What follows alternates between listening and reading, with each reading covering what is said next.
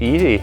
You just stop, or if you're more skilled, you try to do it on a bike, and just be aware people are everywhere in Tour de France. Try to find a spot where you don't disturb anyone.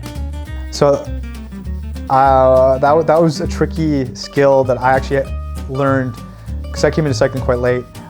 It was one of the first things that really surprised me in pro cycling was seeing guys pee off the bike while racing, and I used to be terrified of it.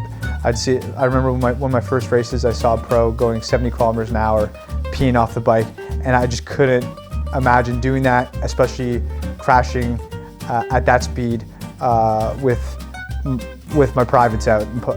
It wouldn't go well. But over time, I managed to practice it, and even at home when when I'd be on an empty road, I'd try practicing it. And the reason I started practicing it particularly was because the first time I found myself in a general classification position where I was trying to lead a race, one of my teammates was getting so angry at me for stopping and peeing because he had to help me get back into the peloton.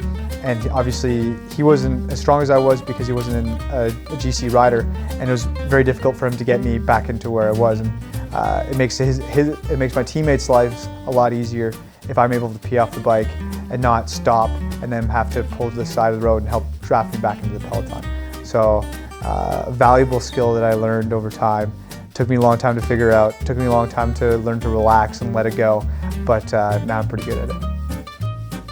During the Tour de France, going to the bathroom is not an easy task because usually we try and find a strip of road where there's no spectators, where we can quickly jump out of the group and stop on the side of the road and have a nature break. But unfortunately, with the Tour de France, there are so many spectators that finding a stretch of road with no one standing on it is actually not an easy task. So we're quite flat out trying to find